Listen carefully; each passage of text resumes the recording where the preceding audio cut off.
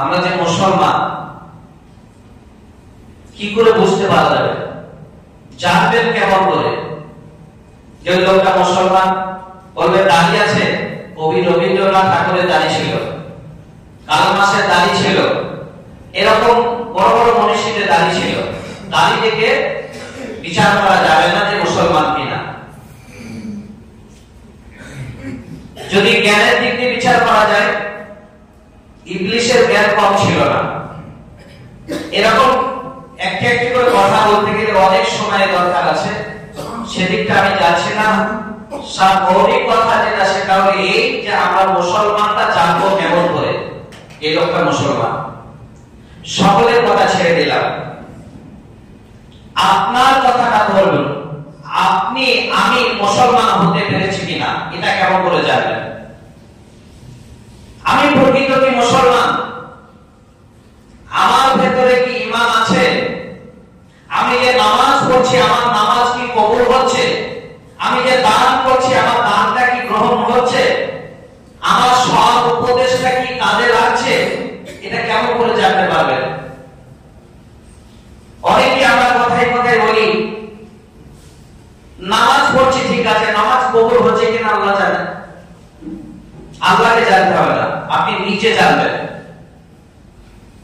আপনি নিজেই বলতে পারবেন আমার নামাজটা কবুল হলো কি হলো না, আমার সদকাটা কবুল হলো কি হলো না, সব উপদেশটা আমার কাজে লাগলো কি লাগলো না, আপনি নিজেই বুঝতে পারবেন। সে কোষ্ঠী পাথর আপনাদের আছে, কিন্তু আপনারা ব্যবহার করার নিয়ম বা সে কারণটা আপনার জানা নেই।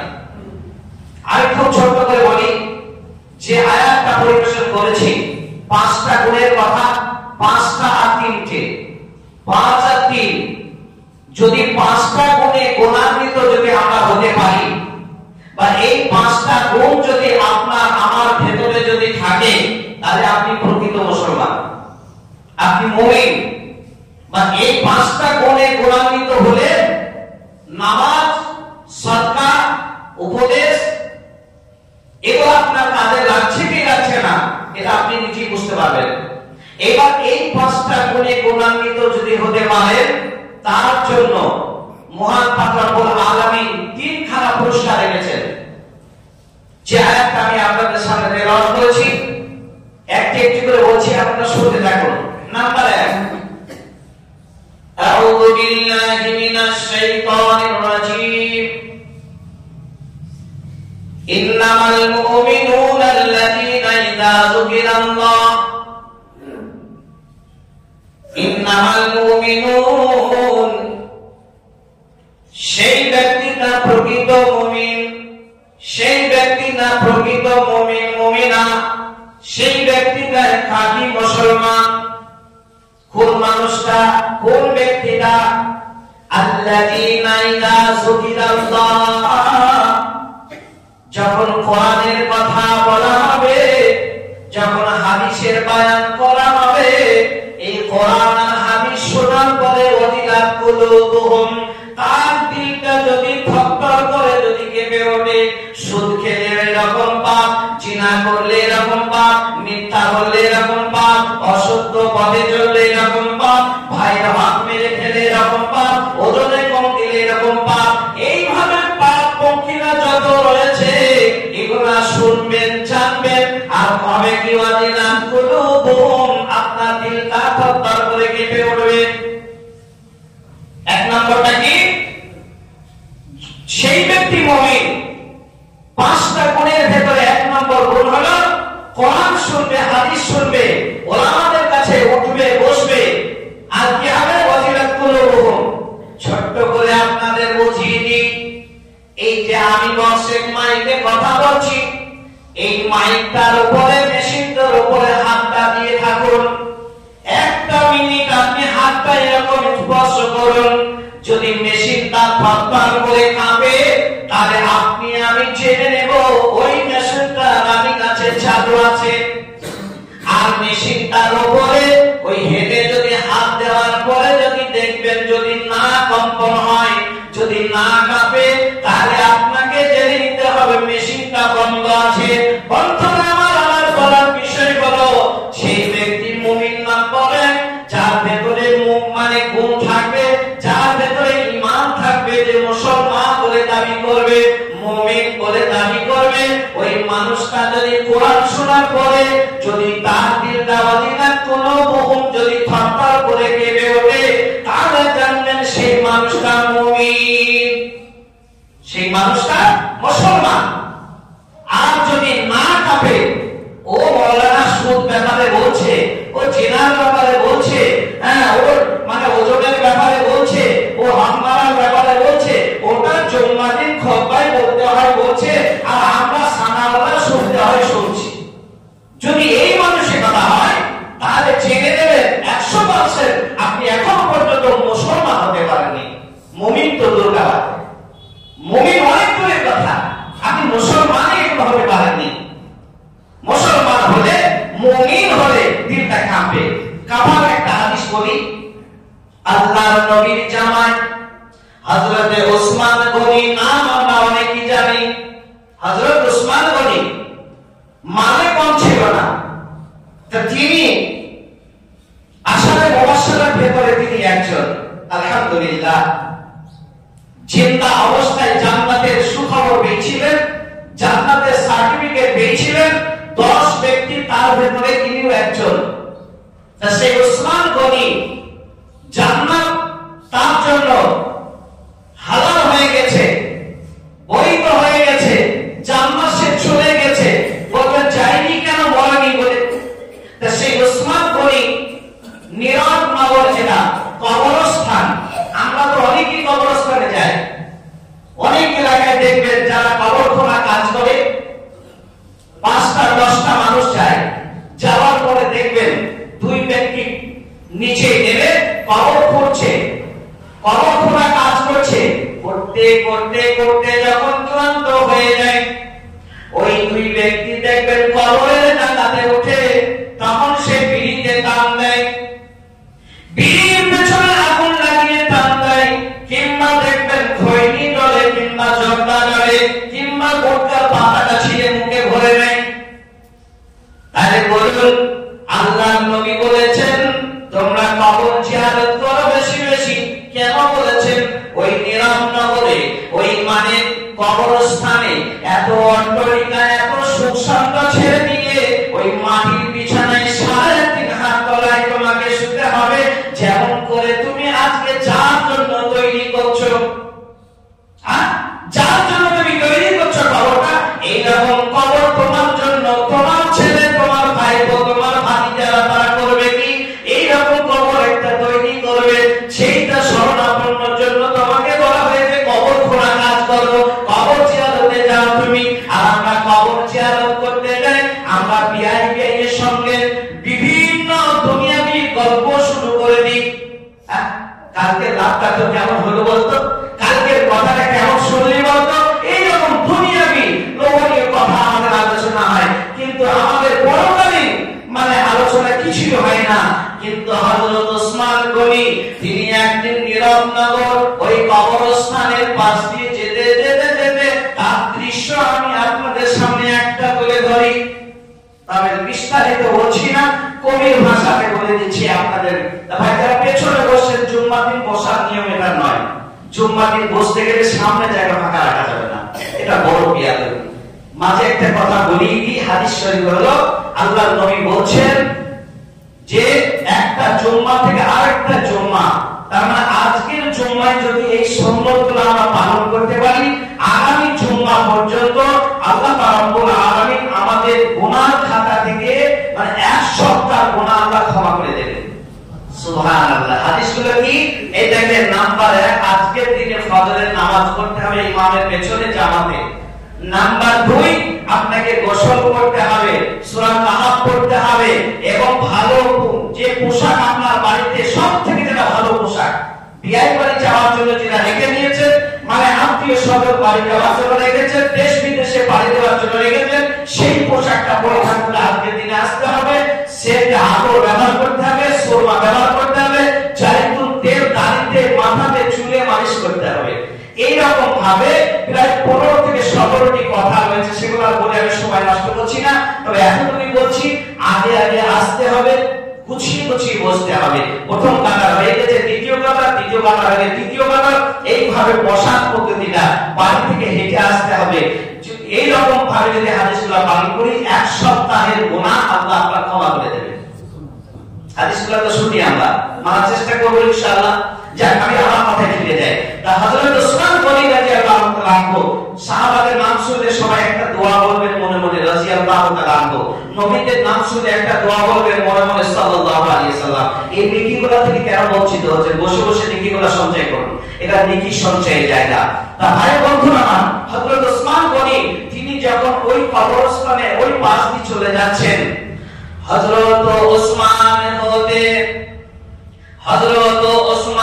হতে বর্ণিত রয়েছে, যখন যাইতেন তিনি কবরের কাছে, এমন কাঁদিতেন তিনি ভয়ে কবরের, এ দাড়ি ভিজিয়া যাইত পানিতে চোখের। সাহাবায়ে তারে জিজ্ঞাসা করিল, এ কবর দেখিয়া তুমি কাঁদো কেন বলো? যখন জিকির হয় জান্নাত নরকের, এ তখন না কাঁদো তুমি এই প্রকারের। এর প্রতি উত্তরেতে বলিলেন তিনি,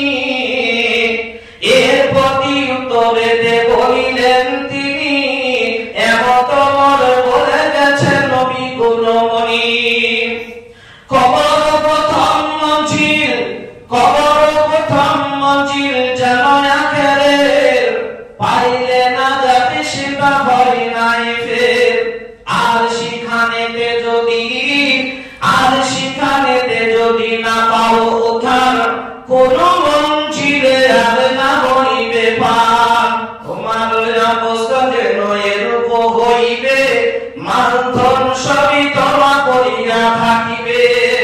তোমার জন্য থেকে প্রদান করিবে না, শোধ না করিবে কেহ তোমার করাবে না। বলে গেলে রাসূলুল্লাহ পাকে জবানেতে, না আছে কঠিন জায়গা কবর হইতে। বাঁচিয়া থাকিতে তুমি হও সাবধান, সাদেকা জারিয়া জাহাজ করে যাবে, কবরের বন্ধু তুমি বানাইয়া দিবে। সুবহানাল্লাহ। হযরত ওসমান গনি যার জান্নাতের সুখবর পেয়ে গেছেন, সেই মানুষটা কাঁদার কি প্রয়োজন আছে ভাই? কি প্রয়োজন আছে? আপনি বলতে পারবেন বুকে হাত দিয়ে যে আমি যা আমল করেছি, যা সদকা করেছি, যা দান করেছি, যা সৎ উপদেশ দিয়েছি, মসজিদ মাদ্রাসাকে যা প্রেম ভালোবাসা দিয়েছি, আমি জান্নাতে চলে যাব? বলতে পারবেন কেউ? কেউ বলতে পারবে না। কিন্তু হযরত ওসমান গনির জন্য আল্লাহ পাক রব্বুল আলামিন স্বয়ং বার্তা পাঠিয়ে দিয়েছেন কি ও জান্নাতি মানুষ। অথচ সেই মানুষটা কবর দেখে নীরব নগরে গেলে সেখানে করুণ সুরে কাঁদছেন কেন? আল্লাহ নবী বলেছেন কবর হলো হিসাবের প্রথম মঞ্জিল। কবর থেকে যদি কেউ পরিত্রাণ পেয়ে যায়, তাহলে হাসর পরশের আল্লাহ কোথাও তাকে ঠেকাবে কে? সে কোথাও বাধা হবে না। আর এখানে যদি পরিত্রাণ না পায়, তাহলে ওখানেই সে শেষ হয়ে গেল। তারপর ওখান থেকেই তার কবরের আযাব থেকে শুরু হয়ে গেল। ভাই বন্ধুরা আমার, এই দেখেন ওয়াজিলাত কুলুবুহুম, তার দিলটা থরথর করে কাঁপবে। এই কম্পনটা যদি আপনার অন্তরে হয়, আজকে বক্তব্য শোনার পর যদি আপনার দিলটা একটু যদি কেঁপে ওঠে, বুকে হাত দিয়ে দেখুন, একটু যদি কেঁপে ওঠে, জানুন আপনার ভেতরে কতটা ঈমান আছে। আর যদি না কাঁপে, जमीन अगर बंजर हो तो बरसात से क्या होगा, और दिल अगर पत्थर हो तो तकलीफ से क्या होगा? दिल पे যদি পাথরের মতো শক্ত করে নিয়ে বসে থাকেন, কে বলাবে আপনার দিল? তা ভাই বন্ধুরা আমার, নাম্বার 1 নিয়ে বেশি লম্বা করছি না, 2 নম্বরে ঢুকে যাই, কেননা সময় বই কাটা যেভাবে ছুটছে সম্ভব মনে হচ্ছে যেন হবে না। তা হযরত কুলুবুহুম ওয়া ইদা তুলিয়াত আলাইহিম আয়াতুহু সাদাতুহুম ঈমানা।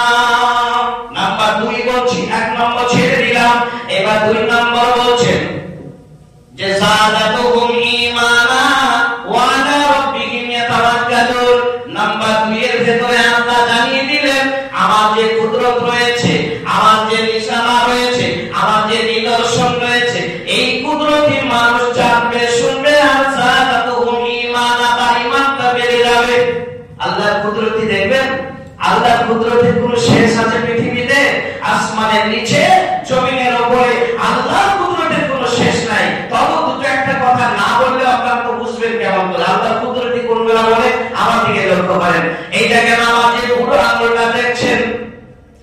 এই ভারতবর্ষে যদি 600 কোটি মানুষ বাস করে, আমি আপনাদের বোঝানোর জন্য বলছি, যদি 600 কোটি মানুষ বাস করে আমার বুড়ো আঙুলের রেখার সঙ্গে সারা পৃথিবীতে দেখবেন একটা মানুষের সঙ্গে আমার বুড়ো আঙুলের রেখার সঙ্গে কারো মিল হবে না।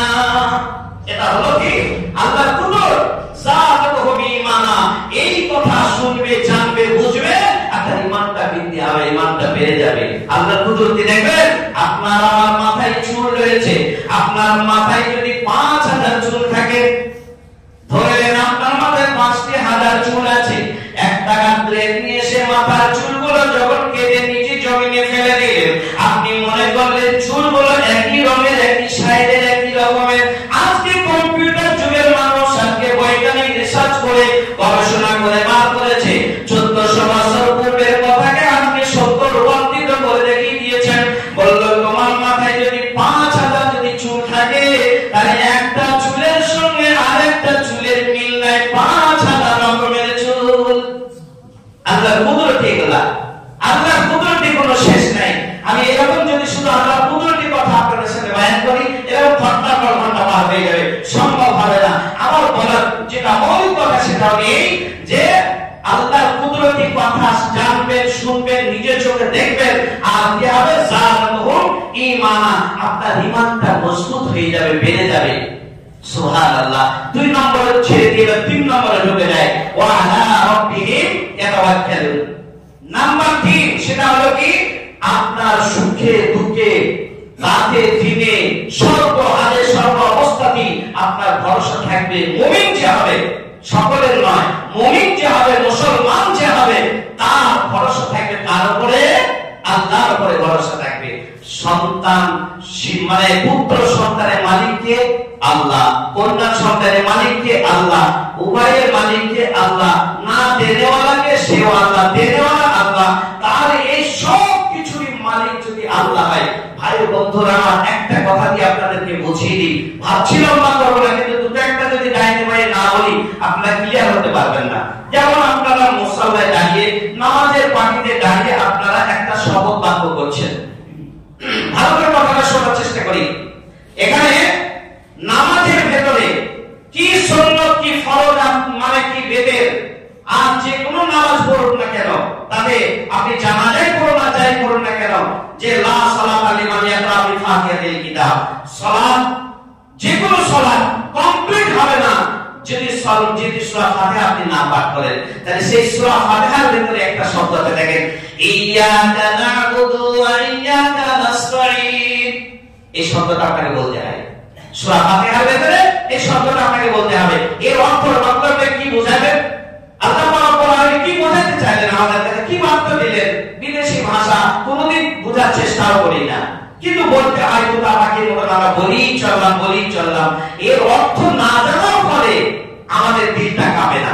যদি অর্থ জানতাম, দিল এমনি কাঁপতো, চোখ দিয়ে অস্ত্র ঝরতো। ইয়াকা না'বুদু ওয়া ইয়াকা নাস্তাঈন। আল্লাহ ইবাদত, সারা পৃথিবীতে অনেক প্রতিমা আছে, অনেক খোদা আছে, আমরা সবকে পিছনে ফেলে দিয়ে একমাত্র তোমার কাছে আমরা সিজদা দিচ্ছি। ওয়া ইয়াকা নাস্তাঈন। আর আমার গাড়ি, বাড়ি, অট্টালিকা, সুখ, শান্তি, সন্তান, যাবতীয় যা কিছু দরকার আমি সব তোমার কাছে কি করি? চাই। তোমার ইবাদত করছি এবং তোমার কাছে চাচ্ছি। এই কথাটা আমরা আরবিতে বলি কি? ইয়াকা না'বুদু ওয়া ইয়াকা নাস্তাঈন। ধরেন একটা ছেলের বিয়ে হয়েছে, 10 বছর হয়ে গেছে, নিঃসন্তান, কোন সন্তানের মুখ দেখেনি। এখন নানার বয়সের লোক, নানার গ্রামে মানে সবাই নানা, দাদার বয়সের লোক, দাদার গ্রামে সবাই দাদা, ওই রকম বয়স্ক সমবয়স্ক হলে এখন মসজিদের দরজায় বার হয়ে সেই ব্যক্তিকে ওই যুবক ছেলেটার সঙ্গে দেখা, বলল, আরে আব্দুল সালাম, তুই তো বিয়ে শাদী করলি, আমাকে তো বললি না, একটা মিষ্টিও খাওয়ালি না। তা ঠিক আছে, ছেলে মেয়ে পড়া হলো, আর নানার কথা হলো না, ছেলে হয়নি একটাও। তো হয়নি মানে আল্লাহ দেয়নি, হয় আরে পাগল, সব আল্লাহর উপরে দোষারোপ করলে হবে? কিছু মেহনত করতে হবে। তা বলে কি মেহনত করতে হবে? তা বলে আমার কথায় যদি তুই একটু ওঠা বসা করিস, একাধিক সন্তানের বাবা হবি। না না, তো ছাড়া যাবে না। এই যুক্তি তো খুব ভালো যুক্তি।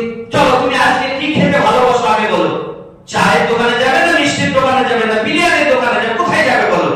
তাহলে বেশি কিছু লাগবে না ভাই, বয়স হয়ে গেছে, একটু লাল চা খাবো। তা চল লাল চা খেয়ে নি।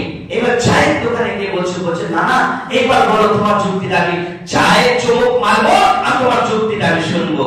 তা বলছে শুনে নে ভালো করে, জেনে নে ভালো করে, যদি তুই পাথর চাপে 3 বার যাস, ফুরফুরাতে যদি 2 বার যাস, আত্মীয় শরীফে যদি 5 বার যাস, আর সেখানে গিয়ে যদি মাথা ঠুকে ঠুকে যদি সেখানে দাদা বাবার কাছে যদি চেয়ে আনতে পারে একাধিক সন্তান, তোর গোটা পাড়া তো দূরের কথা, গ্রামে পর্যন্ত তোর টিমের জায়গা হবে না। বলে তাই? বলে হ্যাঁ পাগল কথা, বহু জনাকে ছেলে পেয়েছে, বহু মেয়েরাকে ছেলে পেয়েছে। বললো না না, তুমি এখন ছেলে কোথায় গো? আরে বাদর, তুই আমাকে ডাকবি তো, তোকে পরামর্শ দেবো। এখন নানার পরামর্শ নিয়ে ভালো করে বোঝার চেষ্টা করি। নানার পরামর্শ নিয়ে পাথর চাপিয়া আত্মীরা পরায় চললো। স্বামী আর স্ত্রী লক্ষ লক্ষ টাকা ব্যয় করে সেখানে চলে গেল। সেখানে যাওয়ার পরে একাধিক সন্তানের আশায় ছুটে গেল। এইবার বলি, ওই যে যুবকটা নানার কথা শুনে ছুটে গেল পাথর চাপিয়া আজমিরা ফুরফুর শরীফে, সেখানে যাওয়ার আগে মসজিদে দাঁড়িয়ে আল্লাহর কাছে শপথ করেছে কি, ইয়াকা নাবুদু ওয়া ইয়াকা নাস্তাইন। আল্লাহ, ইবাদত আর সাজদা কাউকে করিনি, যদি করে থাকি ভুল করেছি, এখন তোমাকেই সাজদা করি, তোমার কাছেই চাই। তাহলে বলুন, আল্লাহ কি দিতে পারে না তোমার ছেলে? আল্লাহ পারে না? আল্লাহ কি অপারক? আল্লাহ কি বৃদ্ধ হয়ে গেছে? আল্লাহ কি অন্ধ হয়ে গেছে? একবার বলি আস্তাগফিরুল্লাহ। আল্লাহ কি পারে না দিতে? হযরত ইব্রাহিম খলিলুল্লাহ 90 বয়সে যখন চেয়ে বসলেন রব্বি হাবলি মিনাস সলিহিন, যখনই চাইলেন, যেমন করে চাইলেন, আল্লাহ সঙ্গে সঙ্গে বললেন ফাবাশশারনাহু বিগুলামিন হালিম। খলিল, দোস্ত, বন্ধু, তুমি কি চাও, কেমন চাও, যেমন চাও এখন তোমাকে দিয়ে দিলাম। বলি একবার সুবহানাল্লাহ। তাহলে যে আল্লাহ রাব্বুল আলামিন নিরাকারকে আকার বানাতে পারে, তোমার কোনো অস্তিত্ব ছিল? তুমি যখন মায়ের পেটে যখন আসনি, তোমার কোনো অস্তিত্ব ছিল? তোমার মায়ের যখন বিয়ে হয়নি, তোমার বাবার যখন বিয়ে হয়নি, তোমার কোনো অস্তিত্ব ছিল? হাল আতা আলাল ইনসান হিনুম মিনাত দাহরি লাম ইয়াকুন শাইআন মাযকুরা। এ মানুষ, তোমার কোনো অস্তিত্ব ছিল না। আজকে তুমি মাস্টার, আজকে তুমি ডাক্তার, আজকে তুমি পুলিশ, আজকে তুমি অফিসার, আজকে তুমি মসজিদের মুয়াজ্জিন, তুমি মসজিদের ইমাম, তুমি কানিসা মাদ্রাসার মুফতি সাহেব। এই যে নাম বন্ধ, তোমার কিছুই ছিল না যে সময়, সেই সময় আল্লাহ হচ্ছে আমি ছিলাম, আমি তোমাকে বানিয়েছি। আর সেই আল্লাহ আমি তোমাকে সন্তান দিতে পারি না? তুমি চলে গেলে পাথর চাপিয়ে আদমি ফুরফুরা ওয়া আলা রাব্বিহিম ইয়াতাওয়াক্কালুন। প্রকৃত মুমিন হতে গেলে, প্রকৃত মুসলমান হতে গেলে তার ভরসা একমাত্র আল্লাহর উপরেই হবে, অন্য কারো উপরে হবে না, একমাত্র আল্লাহর উপরেই হবে।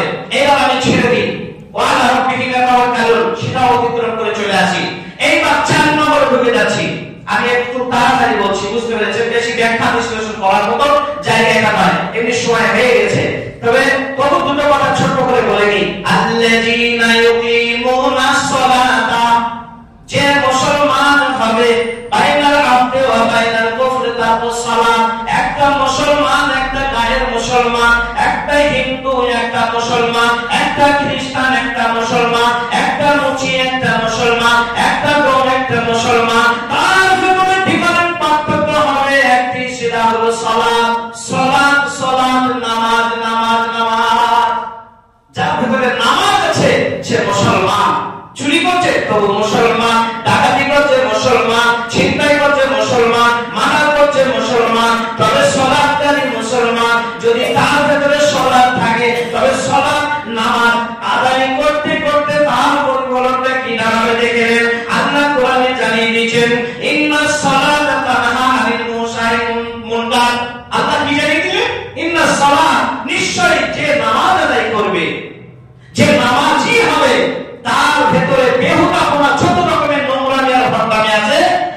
আস্তে আস্তে আস্তে আস্তে কি হবে, ধুয়ে মুছে সব সরে যাবে। যদি নামাজ যদি আল্লাহর নৈকট্যের উদ্দেশ্য হয়, নামাজ যদি আল্লাহর ভয়ে হয়, নামাজ যদি মানে কবরের ভয়ে হয়, নামাজ যদি আমার জাহান্নাম থেকে বাঁচার যদি ভয়ে হয়, জান্নাতের আশায় যদি হয়, আল্লাহর দিদারের আশায় যদি হয়, কাউসারের পানির আশায় যদি হয়, যদি এই রকম মানসিকতা আপনার হয়, কি হবে, ইন্নাস সালাতা তানহা আনিল ফাহশি ওয়াল মুনকার। আপনার কাছ থেকে বেহুদা কোন যত রকমের নোংরামি আর ভণ্ডামি আছে, মিথ্যা আর চুগলামি সব আস্তে আস্তে সরে যাবে। এইবার বলি আপনাদেরকে মাঝে কথাটা বলিনি যে আল্লাযিনা ইউকিমুনাস সালাতা, সেটা প্রকৃত নামাজি হবে। তা প্রকৃত নামাজি বলতে গেলে 30 পারা একটা সূরা আছে, যারা নামাজি তাদের প্রত্যেকটি মুখস্থ আছে সূরাটা। সূরাটা কি, ফাওয়াইলুল লিল মুসাল্লিন। আরাইতাল্লাযী নেই আপনাদের মুখস্থ, আরাইতাল্লাযী ইউকাযযিবু বিদ্দীন ফাযালিকাল্লাযী ইয়াদউল ইয়াতীম ওয়া লা ইয়াহুদ্দু আলা তাআমিল মিসকিন ফাওয়াইলুল লিল মুসাল্লিন। এই দেখেন কত জটিল বা কঠিন কথা, দেখেন হ্যাঁ কত কঠিন কথা। আল্লাহ বলেছে ওয়াইল নামকে জাহান্নামটা, যে চুরি করেছে যাবে না, ডাকাতি করেছে যাবে না, ছিনতাই করেছে যাবে না, জিনা করেছে যাবে না, পায়ের মদ মেরেছে যাবে না, প্রতিবেশীর অত্যাচার করেছে যাবে না, গাড়ি ছিনতাই করেছে যাবে না, তাহলে কে যাবে, ফাওয়াইলুল লিল মুসাল্লিন। যারা নামাজি নামাজ পড়ছে এরা যাবে ওই জাহান্নামটায়। কথাটা যদি এখান থেকে শেষ করে দিই, কাল থেকে তো মসজিদ ফাঁকা, কেউ তো নামাজ পড়বে না। নামাজ পড়লে জাহান্নাম যাবে মানে এটা বলা যাবে না, বলবেন তো আপনারা সবাই, নামাজ পড়লে আমাদের জন্য মানে খাস জাহান্নাম। হ্যাঁ, তো কোন জাহান্নাম, কোন নামাজের জন্য? এই দেখেন আল্লাযীনা ইউকিমুনাস সালাতা, তারা প্রকৃত নামাজি হবে। এখন ব্যবসায় মানে কোট মানে ভিড়াভিড়ি চলছে, চাপাচাপি চলছে, জোহর গেল, আসর গেল, মাগরিব গেল, এসব সময় আমার হিসাব করতে করতে সিলাম চলে গেল, ফজরটা তো ঘুমিয়ে গেল। এইভাবে যদি 5 বার মুয়াজ্জিন মসজিদে বলছেন হাইয়া আলাস সালাহ, তোমরা মসজিদে এসো নামাজের জন্য, কিসের জন্য আসবে তোমরা, এসে কি লাভ হবে? আল্লাহ আবার পরবর্তী শব্দটি জানিয়ে দিচ্ছেন হাইয়া আলাল ফালাহ, তোমাদের পরিত্রাণ আছে যেখানে, সব সমস্যার সমাধান করে দেব আমি আল্লাহ। তোমরা একবার আমার ডাকে সাড়া দিয়ে এখানে চলে এসো, একবার সাড়া দিয়ে এসো, আমাকে সেজদার মাধ্যমে কি করো, আল্লাহকে পেতে গেলে দুটির মাধ্যম সবথেকে মানে সহজ ভাবে পাওয়া যায়, নাস্তাঈনু বিস-সাবরি ওয়াস-সালাহ, নামাজ আর ধৈর্য, নামাজ আর ধৈর্য, এই দুটির মাধ্যমে আল্লাহকে পাওয়া যায়। সুতরাং আল্লাহ জানিয়ে দিয়েছে, ও ভিখারিরা, তোমাকে ভিক করতে, ভিক্ষা কিভাবে করবে তুমি, এটা আমার প্রভু, আমার ধনী যিনি, তিনি যে ধনীর ধনী, যিনি প্রভুর প্রভু, তিনি যে আমাদের জানিয়ে দিয়েছেন। আমরা কি এতটুকু মনে রাখতে পারবো না? ভাই বন্ধুরা, তাহলে আমরা নামাজটা ওই সময় ছেড়ে দিই যখন দেখা যায় ব্যবসা এখন ঢিলঢাল চলছে, আর কোন টেনশন নেই, ছেলে মেয়ে বিয়ে হয়ে গেছে, এবার বুড়ো বয়সে 70 করে কাটতে কাটতে মসজিদে আসি। কি ব্যবসার সময় ছেড়ে দিই, ধান কাটার সময় ছেড়ে দিই, ধান পোতার সময় ছেড়ে দিই, এই ব্যবসা সেই ব্যবসা করতে গিয়ে ছেড়ে দিই, আবার যখন নামাজ হয় তখন নামাজ পড়ি। কিংবা দেখা যাচ্ছে আপনি তাসের আড্ডায় বসে আছেন, জুয়ার আড্ডায় বসে আছেন, হিসাব নিকাশ করছেন, যাই করছেন, সেই সময় মুয়াজ্জিন বলছে হাইয়া আলাস সালাহ, হাইয়া আলাল ফালাহ। ভাববেন না এই মানে বাসস্ট্যান্ডের কোন মুয়াজ্জিন আযান দিচ্ছে, তার কণ্ঠ, তার আযান, এটা ভাববেন না। আযান যেখানেই হোক না কেন, আর যেই ঠিক না কেন, আযান যেখানেই হোক আর যেই ঠিক না কেন, জেনে নেবেন এটা ডাকটা তার নয়, ইমাম সাহেবের ডাক নয়, মুয়াজ্জিনের ডাক নয়, মসজিদের মুসল্লির ডাক নয়, মসজিদের কমিটির ডাক নয়, এটা ডাক হলো কার? আল্লাহু আকবার। একমাত্র সে আল্লাহর ডাক, আল্লাহু আকবার, সেই আল্লাহ যে সবথেকে বড়। সেই আল্লাহর ডাক শুনে তোমরা কি করো, মসজিদে এসো। তুমি আসতে পারলে না, যার কারণে বলা হয়েছে ফাওয়াইলুল লিল মুসাল্লিন। আবার দেখা যাচ্ছে আমরা 5 ওয়াক্ত নামাজ পড়ি না, বহু জায়গায় নিয়মটা আছে, আপনাদের এখানেও হয়তো থাকবে নিশ্চয়, সেটা হলো কি, দেখবেন কেউ মারা গেছে, কোন এক আত্মীয় মানে রক্তের প্রান্ত দূরের কথা, আত্মীয় কেউ মারা গেছে, তা দাফনের কাজে আপনি চললেন, সুন্দর সুর বুট একবারে পরিধান করে, কলস লাগিয়ে, একবারে মাথায় পেনা বেঁধে আপনি বকর করে চলে গেলেন। সেখানে গিয়ে মসজিদের সামনে জিজ্ঞাসা করলেন, আগো জানাজাটা কোথায় জিজ্ঞাসা করে ফজর জোহরের আযানটা কটায় হবে, নামাজটা কটায় শুরু হবে, এটা জিজ্ঞাসা করে? জিজ্ঞাসা করে না। আবার জানাজাটা কোন মাঠে হবে, বলে ওই আসরের পরে হবে, মানে ঈদগাহের মাঠে হবে। আচ্ছা যা মাঠে ওর পাশে হবে, তাহলে মসজিদে এখানে সময় নষ্ট করে না, ওখানে গিয়ে বসে গেল। এ হারাম মনে করতে হয়তো ওই জানাজাটা পড়লে আমাকে জান্নাতের মালির বাড়ি বারান্দায় বসে দিয়ে আসবে, এ মনে করছে তাই। হ্যাঁ, অত সোজা নয়। ওখানে তুমি যে জানাজাটা পড়তে গিয়েছো, ওই জানাজাটা তুমি শিরকের মতো পাপ করলে, বলবেন মাওলানা জানাজা পড়লে শিরকের পাপ হয়, কি উল্টো পাল্টা ফতোয়া দিচ্ছেন আমাদের এখানে। যে আমি আপনাদেরকে যদি বোঝাইতে পারি, অবশ্যই ভাই বলে বুকে জড়িয়ে ধরবেন, আর বোঝাইতে না পারলে শত্রু বলে গালিটা ধরিয়ে দেবেন। এইটা প্রতিফলন আপনাদের কাছে। দেখেন এখানে বলা হচ্ছে রিয়াকারীর জন্য কোনো স্থান নেই জান্নাতে, জাহান্নাম ছাড়া। তাহলে এবার বলেন, হ্যালো তুমি জোহরের নামাজ পড়লে না, তাই জানাজার জন্য এত তারিখ কেন বাবা? জানাজা পড়বো ছোটাছুটি করছো কেন? তাও তো বকের না, আমি না বুঝতে পারছি না, আমার স্ত্রী আসতে পারে নাই, ছেলেটাকে আসতে পারে নাই, কি করবো, বাড়িতে একা ছিলাম, না আসলে কি মনে করবে, না আসলে কি মনে করবে। আবার অনেক সময় দেখা যাচ্ছে আমার ব্যবসার খুব ভিড়াভিড়ি চলছে, আমার চাকরির খুব মানে এখন হয়তো ছুটি ছাড়া নেই, কি আরো হয়তো নিরাশ করতে, আমার স্ত্রী বাবু হাসিনার মাথা তুমি যাও, তুমি গেলেও তো বলবে যে হ্যাঁ সাগরগাছা পশ্চিম পাড়া থেকে লোক এসেছিল আমাদের বাড়ি থেকে, তাও তো বলবে।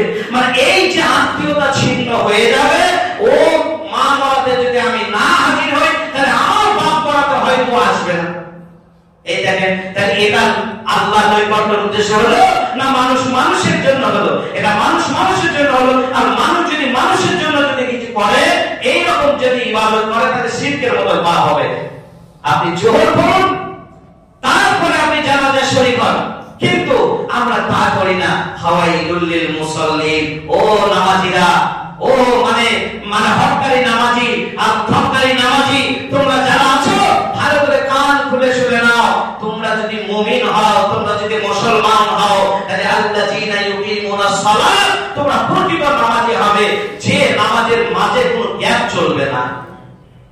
5 ওয়াক্ত ফজর থেকে এশা পর্যন্ত 5 ওয়াক্ত নামাজটা মুয়াজ্জিনের ডাক শোনার পরে যদি আপনি 5 ওয়াক্ত পায়ে পা দিয়ে যদি নামাজটা আদায় করতে পারেন, আল্লাহর নবী জনাবে মুহাম্মদ রাসূলুল্লাহ সাল্লাল্লাহু আলাইহি সাল্লাম পবিত্র মুখররজম বাণী তিনি কি বললেন? 5 ওয়াক্ত নামাজটা যদি ওয়াক্তের আওয়ালে যদি তুমি আদায় করতে পারো, তাহলে 50 ওয়াক্ত নামাজ পড়লে যে সওয়াবটা পেতে, সেই সওয়াবটা তোমার নেকি, তোমার আমলনামায় উঠিয়ে দেওয়া হবে। এত অফার, এত অফার। মোবাইলে যদি ব্যালেন্স থাকে, তবুও যদি এখন জিও কোম্পানি বলে 3 মাসের অফার চলছে, তাও মেরে দেবে। মোবাইলের অফার নেবে, বাড়ির অফার নেবে, গাড়ির অফার নেবে, কিন্তু নামাজ পরকালীন যেটা খরচ নেই, কোন ফির দুনিয়া কানা থেকে গরিব আওয়ামের স্বামী, যেটার ব্যাপারে কোনো গ্যারান্টি নেই, এটা হলো মূল্যহীন দুনিয়া, এই মূল্যহীন ব্যবসা, এই মূল্যহীন মানে মায়া মহব্বতায় পড়ে আমরা এটা কি প্রাধান্য দিতে চলেছি। কোরআন কি বলছে? আল্লাহ যে ডাক দিচ্ছে, ইয়া আইয়ুহাল্লাযীনা আমানু মা লাকুম, আল্লাহ বলছেন। ও একটা বেঁচে গেছে তো, যাক আল্লাহ পাক রব্বুল আলামিনের কাছে দোয়া করি। আমি বুঝতে পারিনি, ঘড়ির দিকে তাকাইনি তো। তা ভাই নতুন এসেছি আপনাদের কাছে না, আমি সাগরগাছা পশ্চিম পাড়ার ইমাম। অনেক মুসল্লি আমাকে বলেছেন একদিন আসার জন্য, সুযোগ পায় না। আজকে আমার মসজিদে একজন এসেছেন নির্বাণ মানসার শিক্ষক, যার কারণে আমি আসতে সহজ হলো। যাক আপনাদের মুখদর্শন করার আমার বড় ইচ্ছা ছিল, শুধু আপনাদের দাওয়াত নয়, আমারও ইচ্ছা ছিল যে আমি একটু মানুষের সাথে পরিচয় করব। তবে আমি আপনাদের কাছে যে কথাগুলো বলার চেষ্টা করছিলাম, বা যে কথাগুলো আপনাদের সামনে আমি শেয়ার করলাম, এই কথাগুলো একটু মূল্যায়ন করার চেষ্টা করুন। কেননা এই কথাগুলো হতে পারে আমার আজকে শেষ বক্তব্য, আপনাদের হতে পারে আজকে শোনাটাও শেষ শোনা, এটা কেউ বলতে পারবে না। ভাই বন্ধুরা আমার, মৃত্যুর স্বাদ সকলকে চাকতে হবে, সকলকে গোরস্থানে যেতে হবে। তবে এই কথাগুলো স্মরণ করে একটু আল্লাহমুখী হয়ে যান, ইনশাআল্লাহ আপনাদেরকে